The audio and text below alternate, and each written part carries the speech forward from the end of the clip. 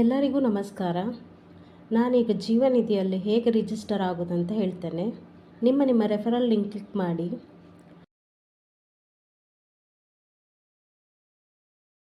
ನಂತರ ಇಲ್ಲಿ ಹೆಸರು ಹಾಕಿ,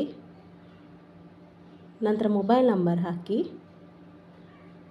ನಂತರ ಸ್ಟೇಟ್ ನಿಮ್ಮದು ಯಾವುದಂತ ಹಾಕಿ ರಿಜಿಸ್ಟರ್ ಅಂತ ಕ್ಲಿಕ್ ಮಾಡಿ.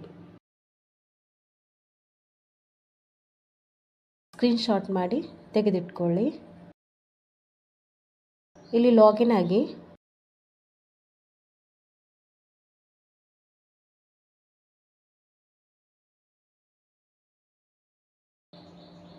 ಇಲ್ಲಿ ನಿಮ್ಮ ಅಕೌಂಟ್ ಡೀಟೇಲ್ಸನ್ನು ಫಿಲ್ ಮಾಡಿ. ಗೂಗಲ್ ಪೇ ನಂಬರ್ ಅಥವಾ ಫೋನ್ಪೇ ನಂಬರ್, ಅಕೌಂಟ್ ನಂಬರ್ ಯಾವುದು ಕೂಡ ಹಾಕ್ಬೋದು. ನಂತರ ಸಬ್ಮಿಟ್ ಕೊಡಿ. ಈಗ ಸ್ಕ್ರಾಲ್ ಮಾಡಿ, ಇಲ್ಲಿ ಡೊನೇಷನ್ ಸೆಂಡ್ ಅಂತ ಇದೆ. ಇಲ್ಲಿ ಕ್ಲಿಕ್ ಟು ಪೇ ಅಂತ ಕ್ಲಿಕ್ ಮಾಡಿ. ನಂತರ ಒಂದು ಪೇಜ್ ಓಪನ್ ಆಗ್ತದೆ. ಅದರಲ್ಲಿ ಫೋನ್ ನಂಬರ್ ಇದೆ ಮೇಲ್ಗಡೆ. ಅದನ್ನು ಕಾಪಿ ಮಾಡಿಕೊಳ್ಳಿ ಅಥವಾ ಒಂದು ನೋಟ್ಬುಕ್ಕಲ್ಲಿ ಬರ್ಕೊಳ್ಳಿ.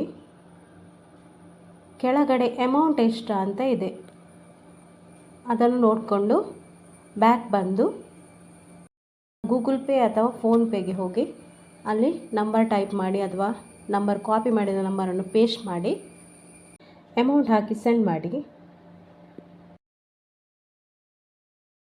ನಂತರ ಸ್ಕ್ರೀನ್ಶಾಟ್ ತೆಗೆದುಕೊಳ್ಳಿ.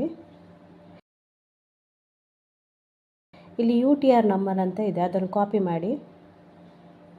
ನಂತರ ಬ್ಯಾಕ್ ಬನ್ನಿ. ಇಲ್ಲಿ ID ಪಾಸ್ವರ್ಡ್ ಹಾಕಿ ಲಾಗಿನ್ ಆಗಿ.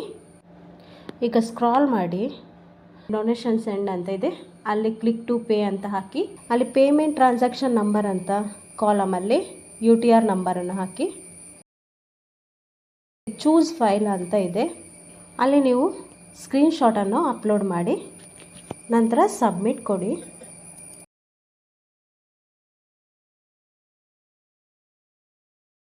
ಇವಾಗ ನಿಮ್ಮ ಪೇಮೆಂಟ್ ಆಯಿತು.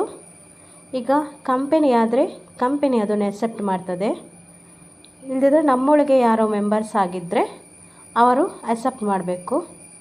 ಪೇಮೆಂಟ್ ರಿಸೀವ್ ಮಾಡಿದವರು ID ಪಾಸ್ವರ್ಡ್ ಹಾಕಿ ಲಾಗಿನ್ ಆಗಿ.